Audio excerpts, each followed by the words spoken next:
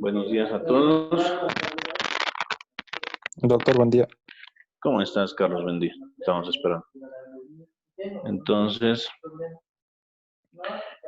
Cristina, buen día. Estela, buen día. Carlos, buen día. Lucero, buen día. Marlene, buen día. Catherine, buen día. Doctor. Jimena, buen día. Doctor Alejo, buen día. Entonces, el tema de hoy es el cristalino y sus alteraciones. El cristalino es una de las estructuras más importantes que tenemos en el ojo, la cual va a estar conformada en su contextura por uno de los órganos refractivos más importantes que tenemos en el ojo. El cristalino, dentro del globo ocular, se encuentra posicionado en la porción anterior, dividiendo las dos cámaras, la cámara anterior y la cámara posterior. En la parte de delante tenemos la córnea, el humor acuoso y el cristalino. Esos serían tres de los primeros medios refringentes. Posterior a eso tenemos el humor vítreo, que ocuparía toda la parte posterior, formando o siendo estos los cuatro medios refringentes. A su vez, el cristalino tiene poder dióptrico de menor intensidad que la córnea. Lucero, ¿cuál es el poder dióptrico de la córnea?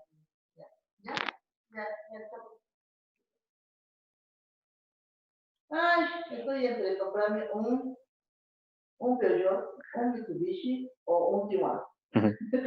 Lucero, ¿cuál es el poder dióptrico de la córnea? Doctor, bueno, habíamos Dime. quedado que el poder dióptrico de la córnea era de... Ay, a ver, que sí.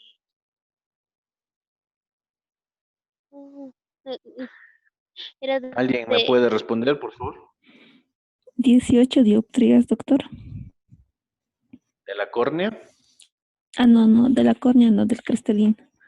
De la córnea era 42. Perfecto, un promedio de 40. Después viene el humor acuoso. ¿Cuánto es el poder dióptrico del humor acuoso, Estela?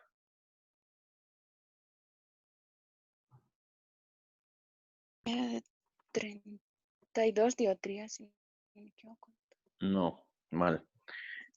Carlos, el poder dióptrico del humor acuoso. No recuerdo, doctor. ¿Alguien se acuerda?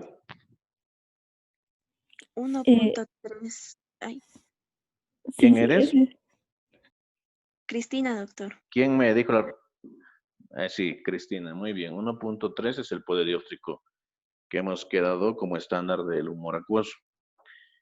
Del humor vítreo, ¿cuál es el poder dióptrico, Marlene?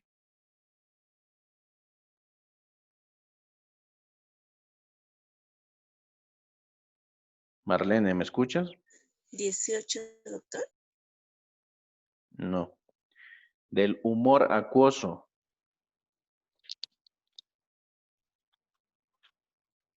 ¿Alguien sabe? No recuerdo bien. 1.3, doctor. Perfecto, igual, 1.3, ¿no?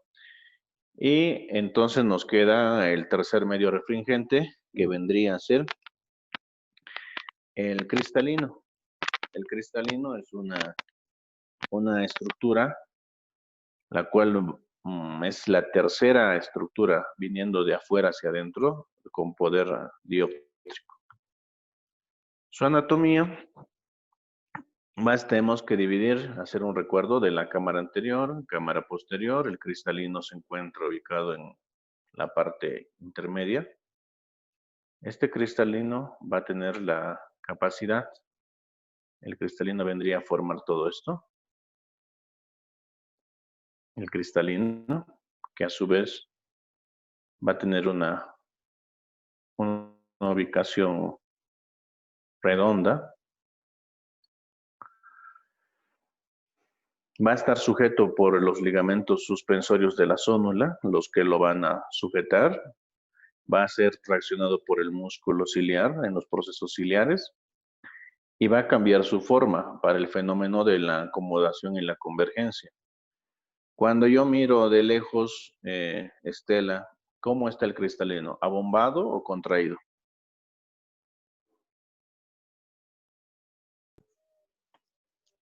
Cuando miro de lejos, dice, ¿no, doctor? Sí, cuando estoy mirando de lejos el cristalino, ¿cómo está? ¿Abombado o contraído? Mm, ¿Cómo era esto?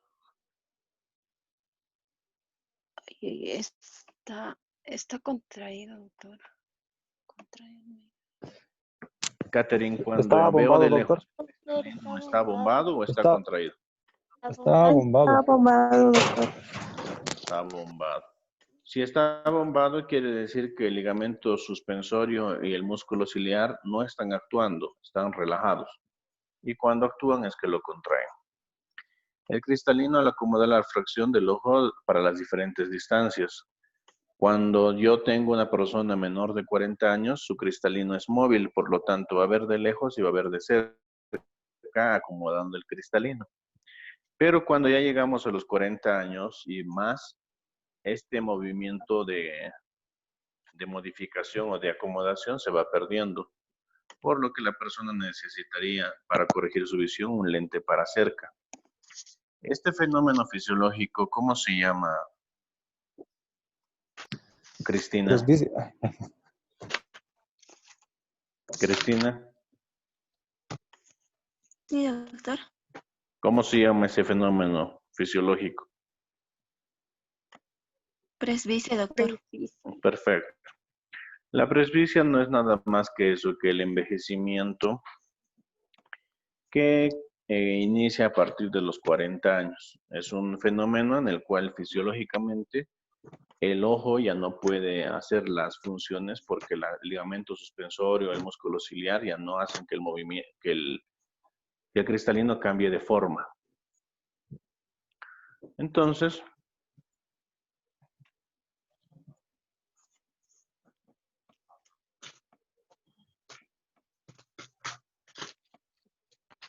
vemos que el cristalino es muy importante. El cristalino desde su origen, Catherine, ¿cuál es el origen embriológico del cristalino? Mm,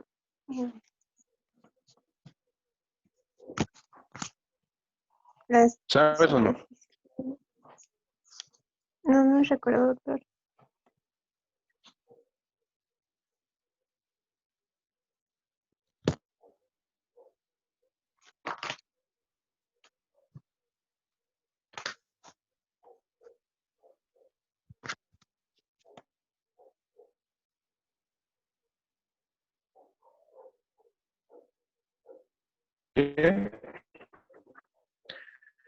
Ya, tarea para la siguiente clase, origen.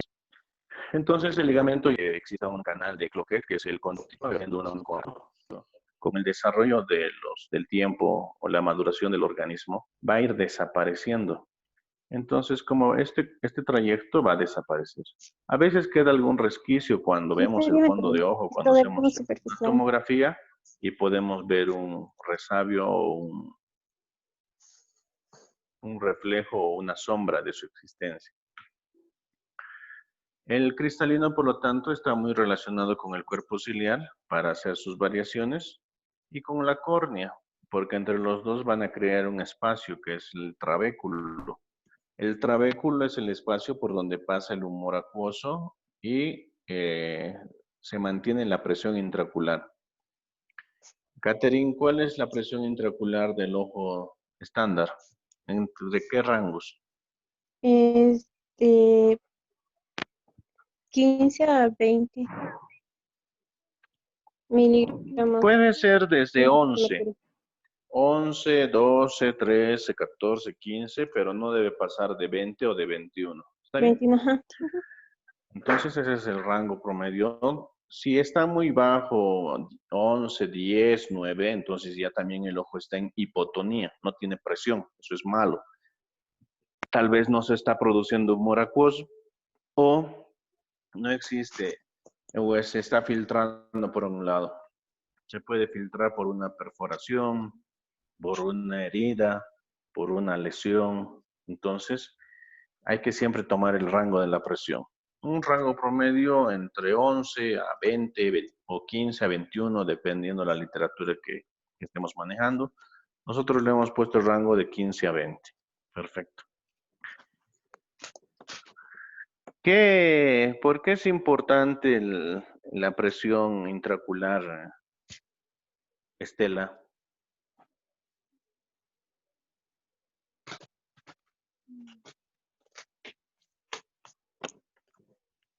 Porque si llega a aumentar, doctor, puede producir un glaucoma. Va a haber una lesión. Para que no se Acuérdate que el colapse, doctor. glaucoma, ¿para qué? Para que no se colapse, doctor. Perfecto. Primero tiene que haber formarse una cámara, ¿no? Esa cámara está formada por el humor acuoso que va a estar en la cámara anterior. ¿Dónde se produce el humor acuoso, Carlos?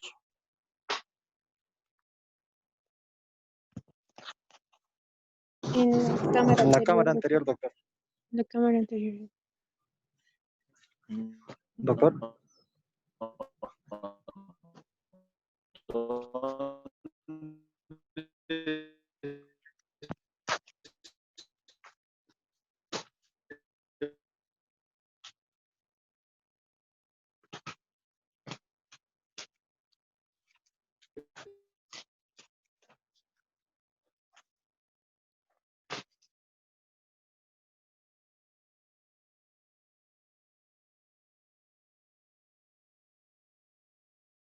Lucero. Lucero, ¿te En la recuerdas? cámara anterior, doctor. En la cámara anterior es donde se ubica, pero se producen los procesos ciliares. Procesos ciliares. Perfecto. Entonces, esta es una imagen ampliada de los ligamentos suspensorios de la zónula. Esa zónula donde se van incrustando. La zónula va a estar formada por estos ligamentos que van a traccionar el cristalino de acuerdo al fenómeno de acomodación. También va a variar este funcionamiento de acuerdo a si es que existe alguna patología ocular, si existe algún antecedente de trauma, si existe algún efecto ocasionado por alguna infección, inflamación intraocular o por alguna enfermedad sistémica. Por lo tanto, vamos a tener una zónula, que son la parte externa del ojo, que van a ser los ligamentos que ya hemos visto, que vendría a ser esta zónula. Vamos a tener 9 milímetros, que va de tamaño proporcional del cristalino. Va a tener una cápsula, que es un aislante semipermeable, que va a favorecer el metabolismo. Hay que recordar que el cristalino es avascular, es decir, no tiene vasos, no tiene nervios, es un órgano que se va a nutrir del humor acuoso, de donde va a recibir los nutrientes y va a ser también por donde va a excretar los productos de su metabolismo. Tiene un ecuador, tiene una cara anterior, tiene una cara posterior, tiene un núcleo que es la parte central y va haciendo anillos de acuerdo al paso del tiempo que va a formar una corteza y va a tener las células epiteliales. Por lo tanto, la anatomía del cristalino sería núcleo, corteza, tiene una cápsula, tiene una zónula, tiene una cara anterior y una cara posterior. En esa cara anterior va a tener un polo anterior y en la cara posterior va a tener un polo posterior. Eso es muy importante, saber la anatomía y las partes que tiene el cristalino, porque cuando tenemos una enfermedad o una catarata, puede clasificarse de muchas formas. Se puede clasificar de acuerdo a la anatomía, dónde se ha iniciado. Se puede clasificar de acuerdo a la edad de la persona. Se puede clasificar de acuerdo a la evolución al tiempo. Y hay que saber que cuando nacemos, el núcleo y la corteza son bastante blandas. Y mientras va pasando el tiempo, el núcleo y la corteza se van haciendo más duras. Marlene, cuando yo tengo un recién nacido, su núcleo y su corteza, ¿cómo estarán?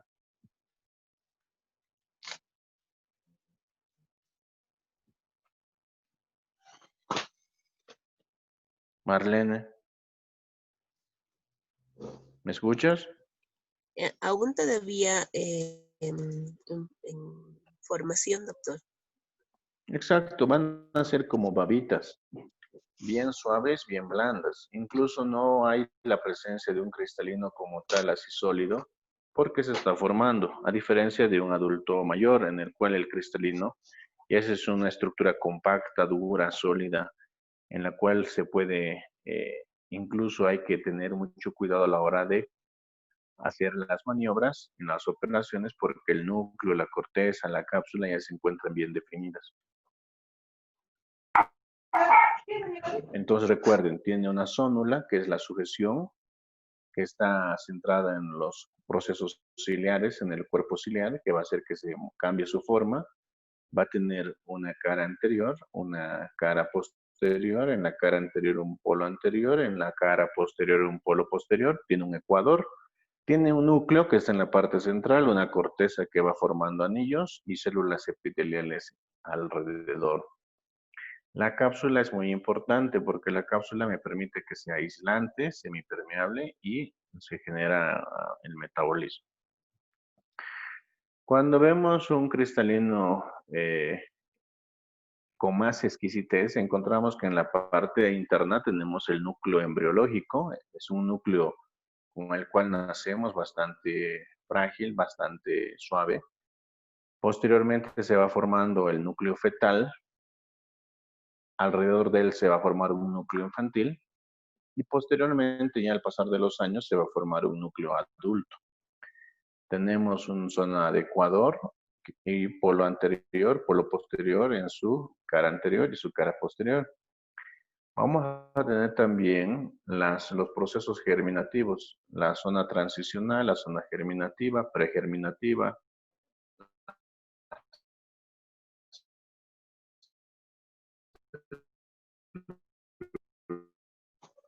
epiteliales, la zona que el cristalino vaya evolucionando. Tenemos la corteza, tenemos el núcleo y alrededor de la corteza tenemos la cápsula. El núcleo, tenemos 4 núcleos. El núcleo embriológico, el núcleo fetal, el núcleo infantil y en una persona que ha llegado a sus 60 años tenemos formado también el núcleo del adulto. 4 estructuras que se van sobreponiendo de acuerdo al tiempo de vida de la persona. Por lo tanto, el órgano del cristalino es un órgano encapsulado porque tiene cápsula. Su índice refractivo es de 1,3, pero su poder dióptrico es de 14 a 25 dioptrías. Su ubicación está ubicado entre la cámara anterior y la cámara posterior, sujetado por la zónula y el cuerpo ciliar. No tiene vasos, por lo tanto es avascular, no tiene nervios, no tiene inervación y sus relaciones directas van a ser de fiabilidad. En esta imagen podemos ver un núcleo sano que es transparente. La cualidad del cristalino, como su nombre lo dice, debe ser similar a un cristal, cristalino. De ahí su nombre, cristalino, porque debe pasar toda la imagen. Pero cuando existe alguna alteración, como por ejemplo la catarata, existe una opacificación del cristalino, en la cual el cristalino pierde su característica principal, que es la transparencia, y se vuelve opaco. Cuando hay una opacidad en córnea, ¿cuáles son los grados y cómo se llaman, Catherine? Nevécula. La otra era ahorita me acuerdo, doctor. Se me han ido las palabritas. ¿Alguien se acuerda? Sí, doctor. Nevécula. ¿Quién está hablando? Estela. Ya. Es nevécula, leucoma. Mácula, leucoma. Leucoma. Ese leucoma. Doctor, no entra bien mi señal. Sí, doctor, hasta como robot se le escucha. A ver, en orden y explícamelos cómo son. Dime, Estela, a ver, ¿cómo? El primero mencióname. La navécula, doctor, solamente va a ser como en un ¿Cómo has cristalino dicho? fuera- ¿Cómo le has llamado? Nevécula, Ya. doctor. ¿La nevécula La, cómo es? la nevécula va a ser una opacidad, pero que va a ser como un vapor que pasaría a un vidrio, doctor, es leve. Perfecto. Después, ¿quién viene? La leucoma es ya un poco más opaca que la primera y la última es más, que ya no deja ver la luz. Así que no ¿Y va a cómo se llama esa? el Mácula. Ah, no, loco. mácula. La mácula es Leucoma. lo que no deja ver nada. El más intenso, ¿cómo se llama? Mácula. Mácula. Sí, Entonces, acuérdense, nevécula, leucoma y el máximo es mácula, ¿verdad? Ahora, dime, en el humor acuoso, ¿qué podemos tener? ¿Qué tipo de pacificaciones podemos tener? Estela. Puede ser por una hemorragia que es también el hipopión. No, ordénate. Hemorragia, ¿cómo se llama? Ahorita se me ha ido. ¿Qué se llama? ¿Alguien se Hemovitrio, acuerda? doctor. Hemovitrio. No, estamos en cámara anterior.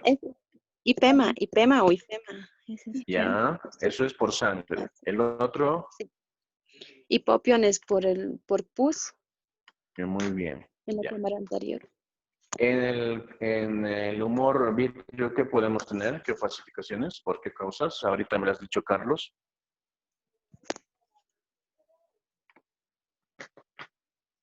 Dijo hemovitrio y Perfecto, el hemovitrio. El hemovitrio es sangre en cámara posterior o en humor vitrio. Y el tema de hoy que vamos a ver es las oposificaciones o alteraciones en el cristalino, que puede ser la fundamental es la catarata. Muy bien.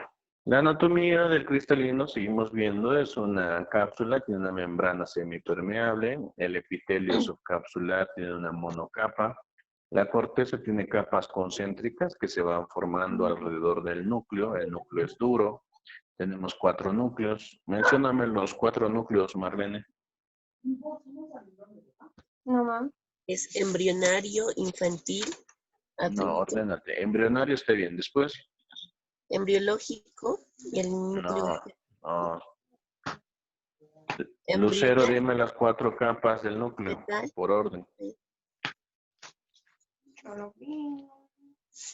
Doctor, es embrionario, Ya. infantil, Vamos, después del embrión que viene.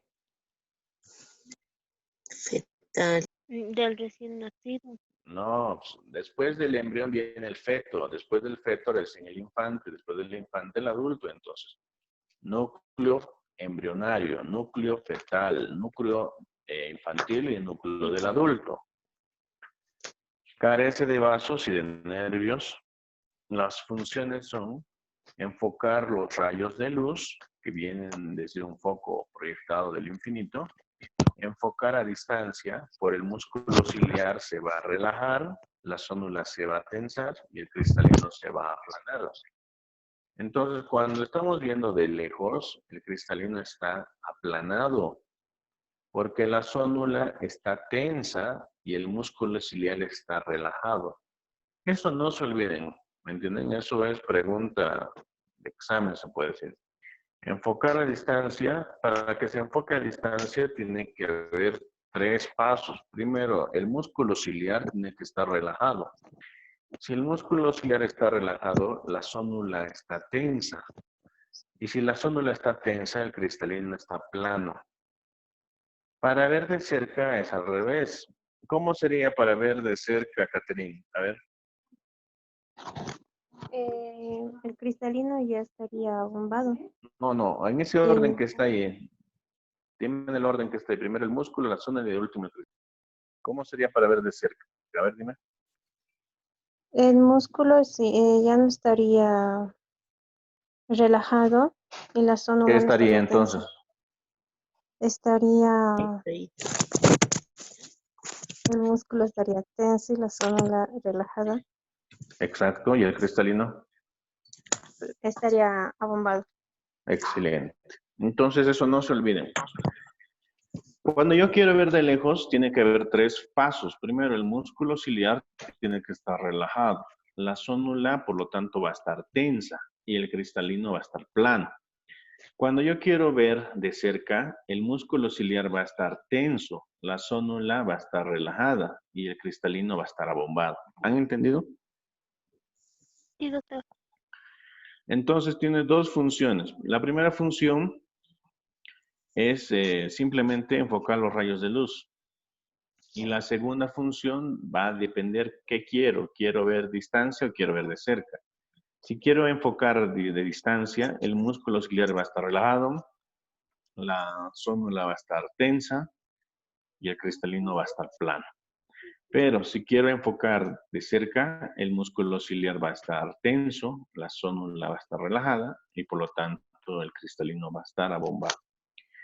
Al lado tenemos una imagen de lo que vimos en el capítulo del cual nos los expuso Carlos sobre el ojo como una cámara fotográfica. Debido a que en los dos sucede lo mismo, hay una inversión de la imagen. Esa inversión de la imagen se corrige cuando ya está a nivel cerebral y pasa a través de la córnea, pasa a través del humor acuoso, pasa a través de la pupila, que la pupila no es nada más que un esfínter virtual a través del cual me da el espacio el iris, va a pasar por el cristalino, dependiendo si quiero ver de cerca o de lejos, y se va a proyectar sobre la retina. En la retina, ¿en qué lugar se va a proyectar, Erika?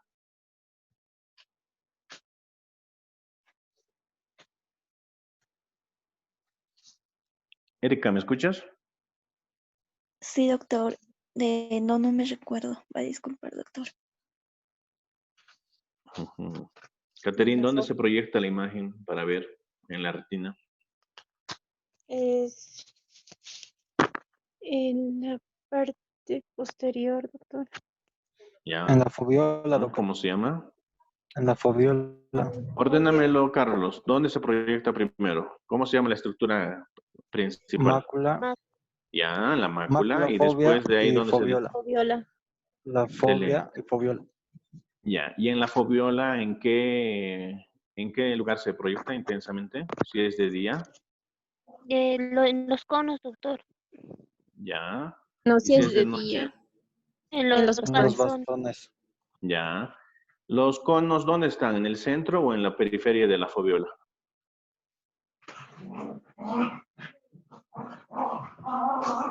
Están en la periferia, doctor.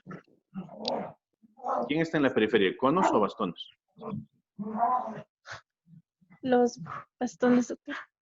Perfecto. Ah, no. Los conos Sí. están en el centro. Los conos están en el centro y los bastones están en la periferia.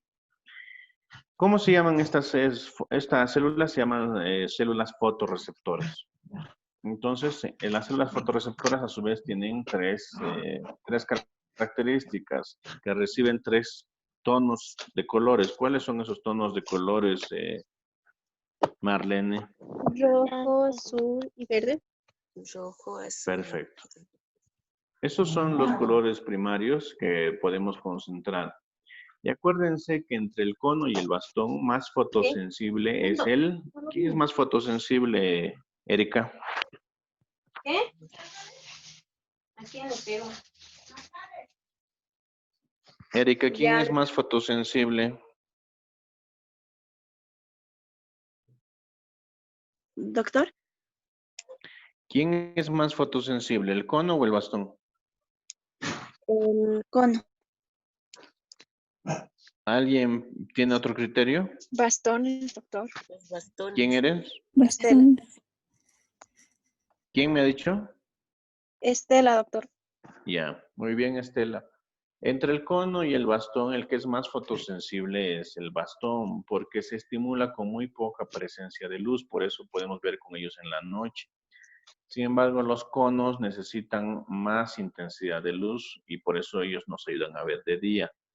¿Con cuál veo el color? ¿Con el cono o con el bastón, Estela? Con el cono. Perfecto. Los conos me ayudan a ver colores y con los bastones que veo, Blanco y negro. Escala de grises. Ya, en blanco escala y de negro. grises o Sí. contraste. Perfecto. Eso. Muy bien. Entonces, la función, la visión lejana, están viendo una visión lejana, está el cristalino está plano, el músculo ciliar está relajado y la zónula está tensa. Esa es para la visión lejana.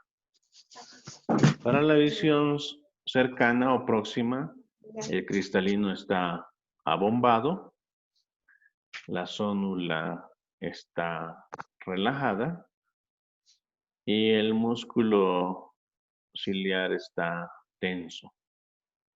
Entonces, ahora sí no tenemos dónde ya confundirnos. Este es el fenómeno que aclara la acomodación y su importancia del cristalino en esto.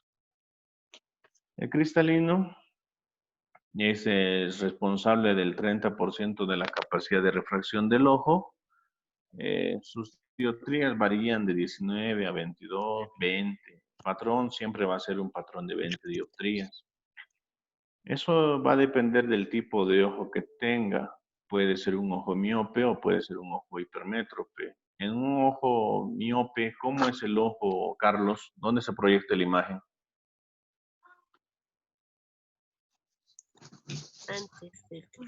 Antes de la Anterior a la mácula, doctor. Exacto, por delante. Anterior. Y en un hipermétrope, Esto ya es por detrás. perfecto, Pasa. se proyecta por detrás. ¿Por qué? Porque el ojo miope es un ojo grande, un ojo de buey, un ojo que tiene las dimensiones, el diámetro antero-posterior más grande.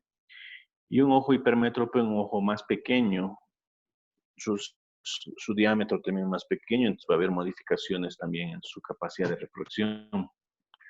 El músculo ciliar se contrae, lo que relaja las fibras zonulares, el cristalino aumenta su diámetro antero-posterior, volviéndose más convexo, lo que aumenta sus dioptrías. Entonces, en este fenómeno de aplanación o abombamiento, va a variar el poder dióptrico del cristalino, por lo tanto, ese es el fenómeno que me ayuda a poder ver de cerca y de lejos. Que lo voy perdiendo mientras voy llegando a los 40 años. La presbicia de una persona de 40, ¿con qué lente lo corrijo, Erika?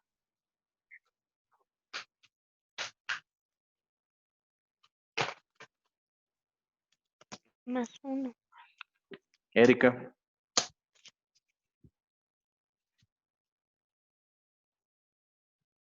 Doctor, Dime, con lente esférico positivo. ¿de cuánto? Eh, Tiene 40. Iniciamos con un 1. ¿Alguien sabe? Positivo 1, doctor. Exacto, positivo 1. Si tiene 50, Lucero, ¿cuánto? Esférico positivo 2.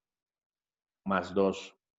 Y si tiene 60 o más, +3. perfecto. Entonces, acuérdense que el lente de cerca hay que ir modificándolo cada 2 o 3 años de acuerdo a la visión y se va incrementando de 0.25 en 0.25. La composición del cristalino, el 65% de su composición es agua, el 35% es proteína, va a tener potasio más alto que en otros tejidos y el ácido ascórbico y glutatión en forma oxidasa y reducida. Esta es la composición del cristalino. La patología del cristalino, ya entramos a sus patologías. En esta parte, ¿les ha quedado alguna duda? Acuérdense, el cristalino tiene núcleo, tiene corteza, tiene cápsula, tiene una cara anterior, una cara posterior, un polo anterior, un polo posterior, modifica su estructura, puede ser que se contraiga o se dilate de acuerdo al accionar de la zónula y la zónula de acuerdo al accionar del músculo ciliar. Va a acomodar su forma para que ocurra el fenómeno de la acomodación. Acuérdense que el cristalino es avascular, no tiene vasos, no tiene nervios y debe ser transparente como un cristal. Su núcleo tiene 4 núcleos, núcleo embriológico, núcleo fetal, núcleo infantil y núcleo de adulto. Las funciones del cristalino, primero es dejar pasar la luz, porque debe ser transparente, y segundo, hacer las visiones de cerca y de lejos. Otra parte importante del cristalino es que divide o se nutre de la cámara anterior y la cámara posterior. Y su poder dióptrico, que el promedio del poder dióptrico es de 20. Entonces ese es un cristalino normal, el cual nos ayuda, debe ser funcional, tenemos un cristalino por cada ojo. Pero cuando el cristalino sufre en patologías o alteraciones, vamos a tener una variación de sucesos de acuerdo, primero a la transparencia, después a si existe o no existe el cristalino, si nacemos o no nacemos con el cristalino. Tercero, si está ubicado o no está ubicado. Cuarto, el tamaño, ¿no? Por ejemplo, las alteraciones del tamaño son muy importantes. Cuando no está cuando la córnea es pequeña, ¿cómo se llama, Marlene?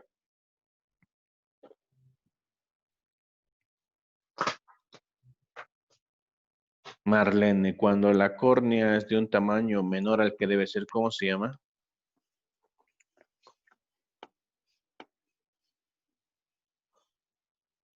¿Me escuchas, Marlene? No, doctora, hay interferencia, no la escucho bien. ¿Cómo se llama cuando la córnea es de menor tamaño de lo que debería ser?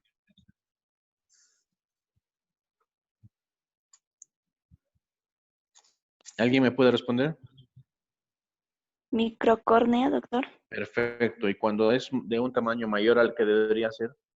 Macrocórnea. Perfecto. Cuando altera su forma o su curvatura, ¿cómo se llama? Mm,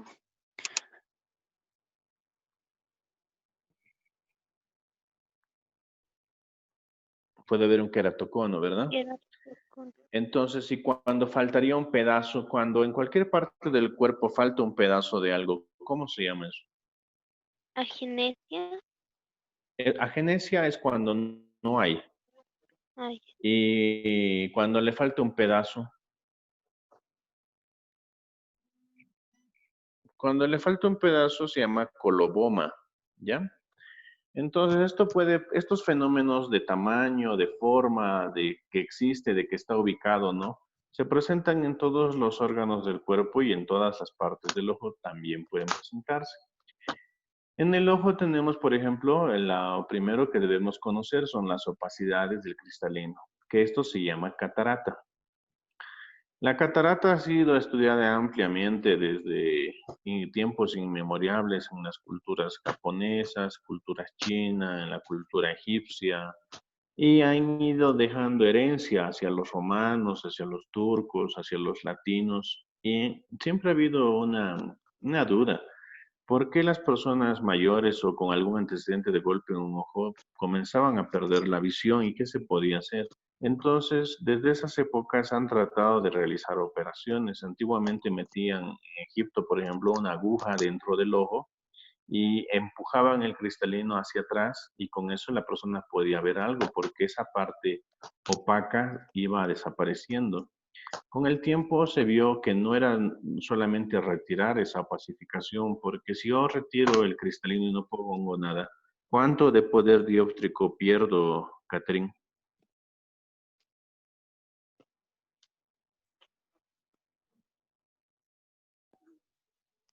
¿Cuánto pierdo de poder dióptrico? ¿Alguien me puede responder? ¿le puedo responder? Dime. Puede perder hasta 33, doctor, según lo que nos mandó. ¿Cuál es el poder dióptrico del cristalino? De 19 a De lejos, para ver 19.11. de lejos es de 19 a 20 y para ver de cerca puede llegar hasta 33. Perfecto. Entonces, el promedio que era lo que perdían era un poder de 20 dioptrías, ¿no? Y no podían realizar aparte el fenómeno de acomodación y de convergencia. Entonces, estas personas lo que hacían era tratar de ver bultos, pero ya no definían. Pero siempre ha habido esa curiosidad por el humano de ver por qué pasaba esa opacidad en el cristalino. En otros casos, el cristalino solamente no se ponía opaco, sino se luxaba. Había una luxación o una subluxación del cristalino. Eso quiere decir que había una ectopia, es decir, el cristalino estaba en un lugar que no tenía que estar. Cuando había una subluxación, el cristalino era como ver por un amanecer. En la parte de abajo podían ver, pero en la parte de arriba no. Y cuando había una luxación total, el cristalino se caía hacia el humor vítreo. Otras anomalías que existen son las anomalías de forma. Veamos primero las primeras, las opacidades del cristalino como la catarata. La catarata no es nada más que la opacificación del cristalino, que puede tener muchos orígenes, muchas clasificaciones, muchos tipos de tratamiento, pero al final cuando aparece una catarata y va evolucionando con el tiempo, la catarata puede evolucionar en cuestión de horas, en cuestión de días, en cuestión de meses, en cuestión de años. Por ejemplo, puede evolucionar en cuestión de horas por un trauma, por un golpe, por un accidente alrededor de los ojos o periocular, tipo un puñete, tipo un golpe con objeto contundente, que no haga perforación del ojo, sino simplemente haga contusión. Pero también por lesiones perforantes, un cuchillo en el ojo, un clavo en el ojo, puede lesionar y prontamente se forma una catarata. Eso es en cuestión de horas. En cuestión de días puede ser un trauma contuso de evolución prolongada, una enfermedad sistémica crónica. Y en cuestión de años puede ser por el proceso netamente del envejecimiento y de la radiación ultravioleta. Los síntomas en cualquiera de estas pueden ser el deslumbramiento, visión borrosa, puede aparecer moscas volantes, alteración de visión de colores o poliopia. Como pueden ver en la imagen de abajo, es una ectopia o una subluxación del cristalino. El cristalino está montado y cuando le hago el fondo de ojo no veo toda la imagen normal, sino veo como un sol naciente. La catarata no es nada más que la opacificación del cristalino que pasa por estadios. En un estadio inicial solamente va a haber una esclerosis del cristalino, que es un proceso de envejecimiento, un proceso de maduración o de opacificación. Acuérdense que el componente más importante del ojo es, ¿cuál es el componente más importante del ojo, Carlos, de cristalino?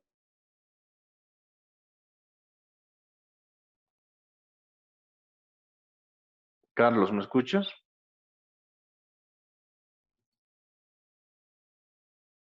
Tu micrófono está apagado, Carlos. Acá. Carlos, ¿estás ahí?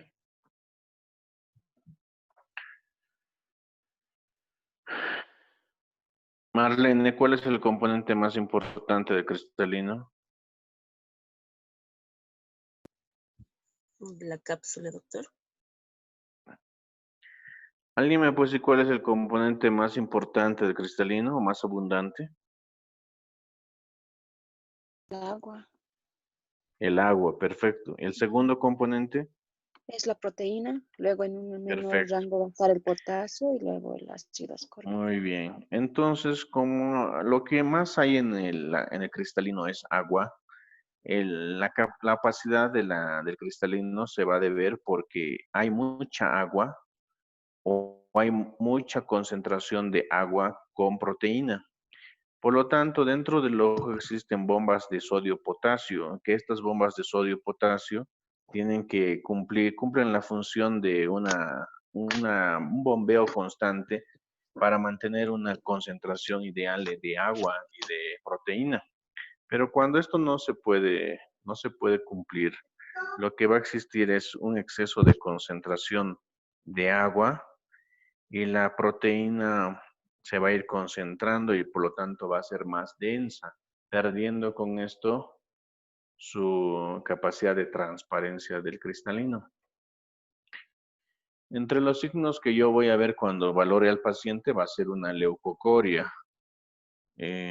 Catherine, ¿qué es una leucocoria? Es el reflejo que se ve medio blanco a través de la pupila, doctor. Perfecto, es una pupila blanca, esa es una ¿Esto se leucocoria. puede ver en La niños? leucocoria, dime, Esto se puede ver más que todo en niños y en lactantes. puede haber en niños, pero en niños, ¿qué me puede indicar? ¿Qué enfermedades me puede indicar? A ver, dime.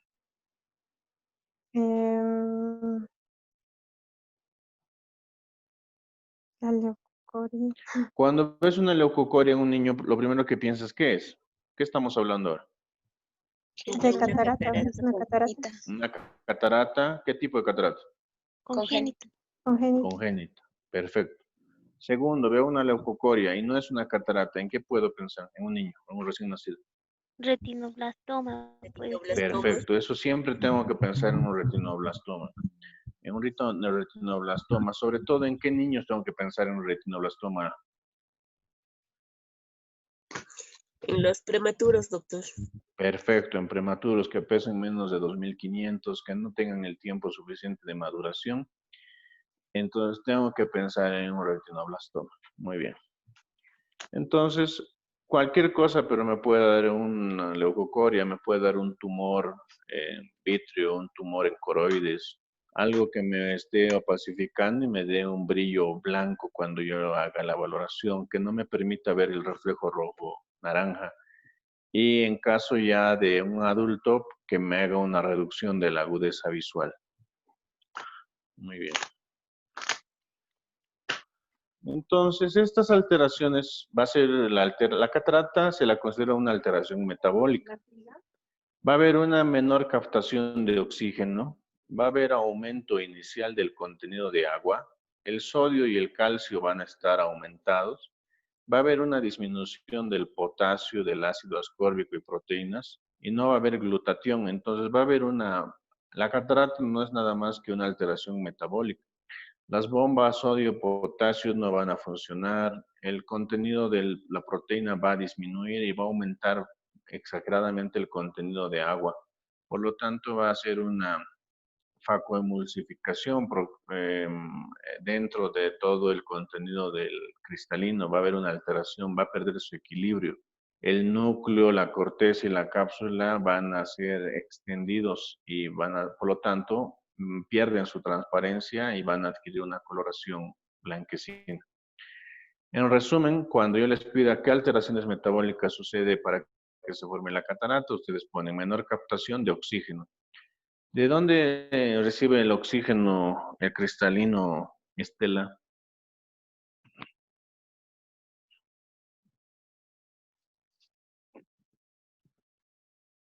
Tal vez de El humor acuoso. El humor vítreo y el humor acuoso, doctor. los vitros. Del humor acuoso. Ah, ya. Recibe el oxígeno, los nutrientes, todo del humor acuoso. Por eso Ya. cuando existe una alteración de la presión intraocular o el humor acuoso tiene alguna alteración, acuérdense que aumento de la presión intraocular no es sinónimo de glaucoma. Para que yo hable de glaucoma, ¿qué otros indicadores tengo que encontrar, Erika?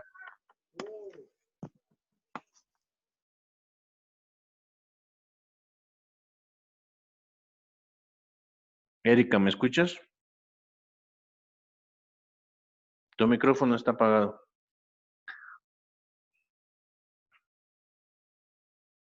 Jimena, Doctor, dime Cristina, está bien Cristina, dime, para yo hablar de glaucoma, ¿con qué requisitos debe cumplir para decir que tiene glaucoma una persona? la presión intraocular aumentada, aparte también disminución de la agudeza visual.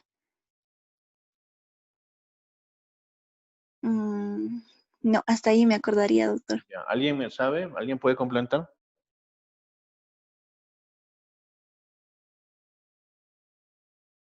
Jimena,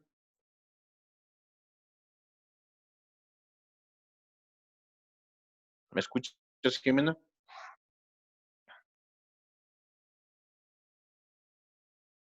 Lucero,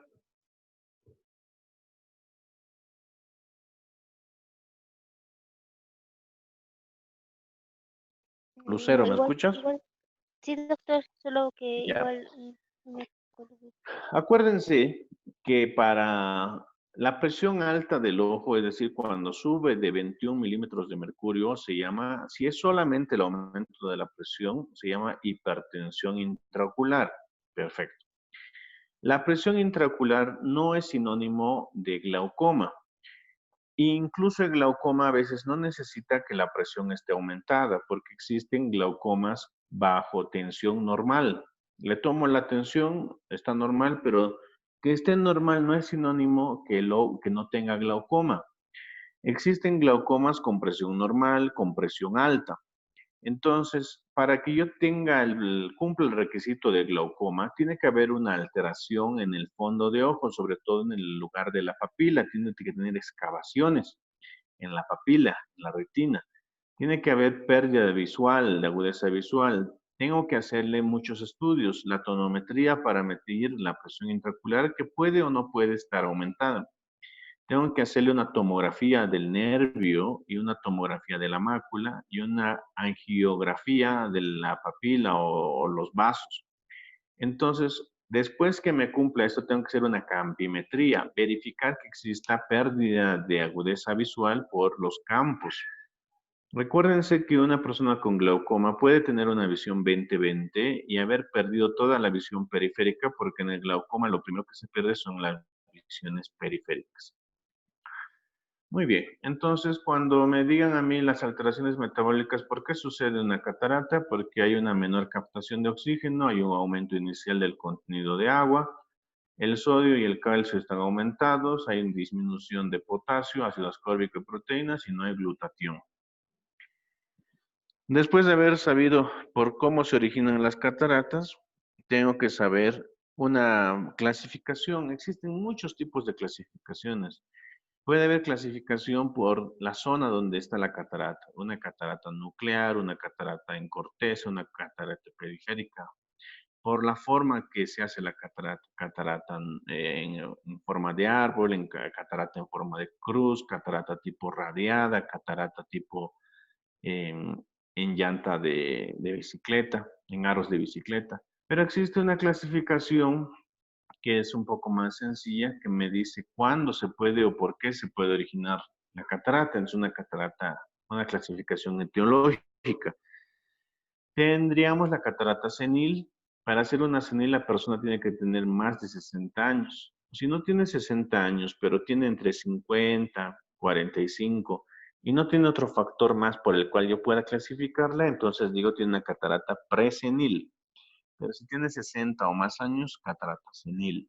Puede haber una catarata metabólica. Si yo logro demostrar que esta persona tiene una enfermedad metabólica, por ejemplo, si es diabética, si tiene problemas de artritis, algún problema reumatológico, si tiene uveitis a repetición, entonces va a ser una catarata metabólica. Puedo tener una catarata tóxica, de acuerdo a algún medicamento que consuma, tipo esteroides. Puedo clasificarla como secundaria. Secundaria a una enfermedad primaria, secundaria a medicamento, secundaria a una enfermedad del ojo, secundaria a una enfermedad sistémica. O asociada a síndromes asociados. Por ejemplo, existen síndromes asociados en los cuales uno de los factores es que se forme con mayor facilidad la catarata. Un síndrome de Down, un síndrome de Werner, un síndrome de Redmond, un síndrome de Lowe. De las cataratas, la más común o la que con mayor frecuencia vamos a ver es la catarata senil. Acuérdense, para ser senil la persona tiene que tener 60 años o más. Una catarata senil, y además debe demostrarse que no tiene una enfermedad secundaria, no tiene diabetes, no tiene problemas reumatológicos, no toma medicamentos, no ha tenido un golpe. Entonces, si no tiene ninguno de esos antecedentes y tiene 60 o más años, pienso en una catarata senil. Todos nosotros, todos sin excepción, vamos a tener una catarata a partir de los 60 años. Todos. Pero hay que ver el estadio. Si es una catarata inicial, una catarata madura, una catarata hipermadura, que es otro tipo de clasificación. Los tipos de la catarata senil va a ser una catarata capsular, es decir, se va a formar primero en la cápsula, va a afectar la visión cercana. Otro tipo de catarata senil puede ser la catarata nuclear, es decir, que se forma en el núcleo, va a ocasionar una miopía inducida. Y otro tipo de catarata es la catarata cortical, que va a ser tipo radial o tipos de radios de bicicleta. Esos son los tipos de una catarata senil. Otro tipo de catarata tenemos la catarata traumática, que el antecedente más importante es el trauma, un golpe alrededor del ojo, en el ojo, que puede ser de inmediato o de 1 año, de 2 años o de 5 años que se vaya formando la catarata. Entonces, lo más importante es saber la causa más frecuente, que es el trauma. Generalmente el trauma en un solo ojo, por lo tanto es unilateral. En personas jóvenes que trabajan, una contusión produce el anillo de Bosius, que es un signo muy importante porque es un signo que ha habido una inflamación reciente. Otro tipo de catarata que tenemos es la catarata diabética, que puede ser en una persona de más de 60 años que va a ser senil, pero metabólica. O una catarata diabética u osmótica, donde va a haber hiperhidratación, copos de nieve, disminución brusca de la visión. Cuando tú le tomas la glicemia a estas personas, pueden ser jóvenes, están en 400, 300, 500, eh, en los índices normales de su glicemia. ¿Cuál es el valor normal de la glicemia, Carlos? ¿Entre qué rangos?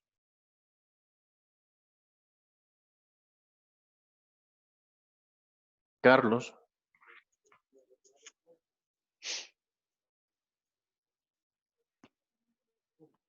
Carlos, ¿estás ahí?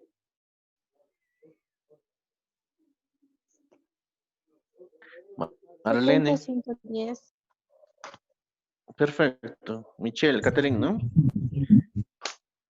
El rango generalmente se maneja es de 70 a 110, pero actualmente incluso se lo baja a 60, 100, pero si tienes 70, 110 estamos bien.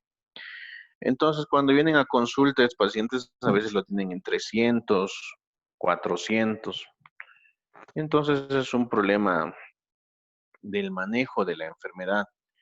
Toda persona que tiene diabetes va a hacer una catarata, ya sea a corto plazo, a largo plazo. Aparte va a tener daños en la retina, va a tener afecciones en la retina, como las retinopatías diabéticas, dependiendo del estadio en que se encuentre. Si es una retinopatía proliferativa, no proliferativa. Entonces, siempre tenemos que tener cuidado con una persona diabética cuando te diga, he dejado de ver bien, mis lentes ya no me ayudan, entonces lo más probable es que esté haciendo una catarata.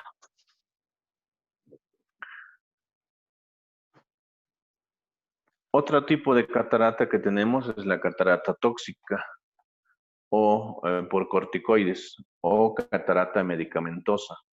Es una catarata subcapsular posterior, es decir, va a iniciar en la región subcapsular posterior debido a dosis altas o más de 1 año de corticoides. Los niños son muy susceptibles, los jóvenes también, pero actualmente se indica que existe mucha susceptibilidad genética individual para hacer este tipo de cataratas tóxicas o medicamentosas o secundarias a medicamentos. Por lo tanto, no todas las personas que tomen dosis altas de esteroides van a hacer catarata. Algunas lo hacen y otras no. Incluso existen personas que son muy susceptibles que con bajas dosis de esteroides por tiempos pequeños hacen cataratas. Un tipo de catarata que debemos siempre tener en cuenta cuando veamos una leucocoria es la catarata congénita. La catarata congénita pocas veces va a haber una pérdida visual importante, va a ser lentamente progresivas, generalmente asociadas a SARS o a virus como la rubiola. El signo más importante va a ser la leucocoria. El tratamiento de esta, como de las otras cataratas, siempre va a ser la extracción. Y es decir, las operaciones, catarata diagnosticada, catarata operada. El pronóstico en los recién nacidos no es bueno. ¿Por qué? Porque en un recién nacido, cuando es congénita, no le puedo poner fácilmente un lente que sustituya al cristalino. Un lente intraocular que es, cuando yo opero la catarata, no lo puedo dejar así vacío, sino tengo que poner un sustituto que se llama lente intraocular. Y entonces en un recién nacido no puedo ponerle.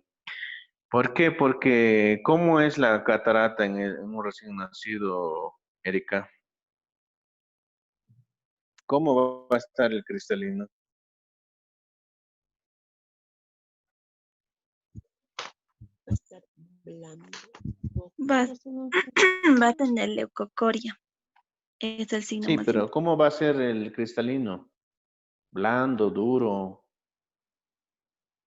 Blando. Blando. estaría Va blando. a ser extremadamente blando. Ujú. Incluso las fibras, la zónula, el cuerpo ciliar no están desarrollados, entonces no tengo dónde ponerle el lente intraocular. Aparte, el niño o el bebé va a seguir creciendo, entonces si yo le pongo de un tamaño el lente intraocular y va a ir creciendo, ese lente a veces le queda muy pequeño, le queda muy grande, no sé si está viendo bien. Entonces, el pronóstico no es muy bueno y tengo que operarlo cada vez. Le saco el cristalino, la catarata, para que no me ocasione un estrabismo o no me ocasione un ojo flojo, un ojo ciego, pero al tiempo, a los 18 años, tengo que intentar otra operación para ponerle lente intraocular. Por lo tanto, en las cataratas congénitas, la opacidad cristalina uni o bilateral presente en el momento del nacimiento o en los primeros meses de vida. Existen causas etiológicas casi siempre ligadas a alteraciones generales. La catarata por rubiola aparece cuando la madre gestante contrae dicha enfermedad entre la cuarta y séptima semana del embarazo. En ese momento está diferenciándose el primordio cristalino, es decir, está recién con un cristalino, está pasando de un cristalino fetal a un cristalino con un núcleo infante, entonces algo muy frágil. Las opacidades cristalinas uni o bilateral presente en el momento del nacimiento, en los primeros meses de vida.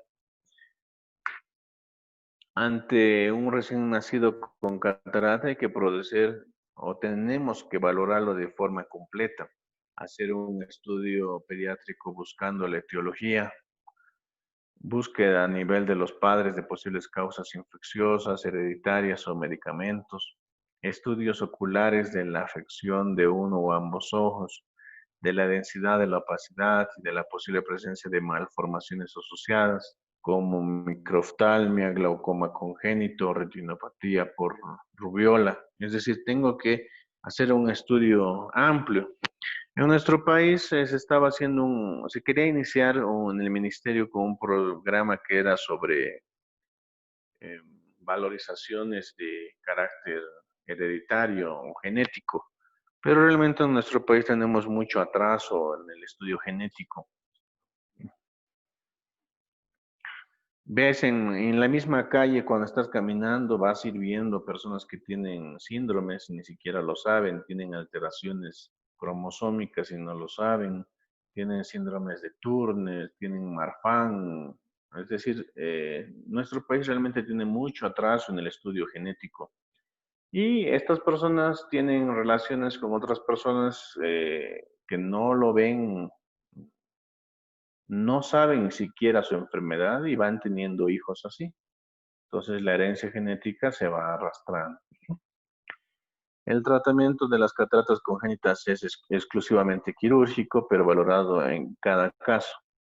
Entonces, cuando vemos un niño con catarata, no es solo decir tenía catarata, sino hay que verlo por completo, ver si forma parte de algún síndrome, si forma parte de algún tipo de enfermedad, de los antecedentes de la madre, la exposición a virus.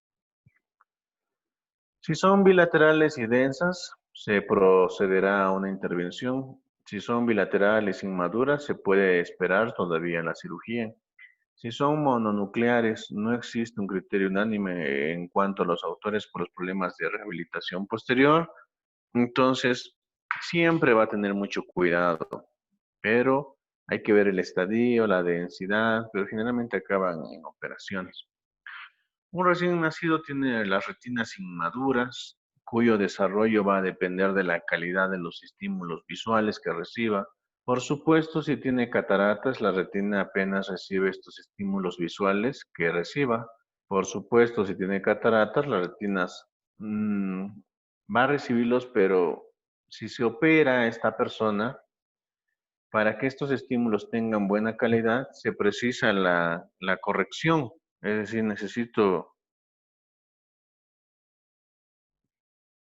necesita la corrección para que estos estímulos lleguen hasta la retina y el ojo vea. Pero se va a precisar una corrección óptica por la afaquia. ¿Qué es afaquia, Erika? Es la falta de cristalino, doctor. Afaquia, ¿qué es? Falta de cristalino. ¿Qué? Falta de cristalino. Muy bien, no existe el cristalino. ¿Y cuándo no existe el cristalino? Cuando lo saco. Y cuando yo hago una operación, entonces hago una pseudofaquia.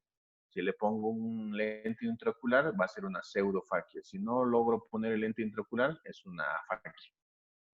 Y justamente de ello reside el problema. En el momento actual, ningún autor preconiza la implantación de lentes intraoculares en recién nacidos. El poner una gafa de corrección es inviable, es decir, tendrías que poner un lente de 20 dioptrías en la carita del bebé para que sustituya, pero es muy pesado y la imagen la distorsiona.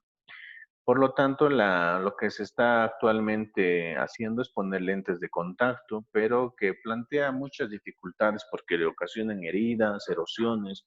A veces los padres no tienen la suficiente nivel cultura para el manejo o no han aprendido a manejarlo y se ocasionan lesiones en la córnea.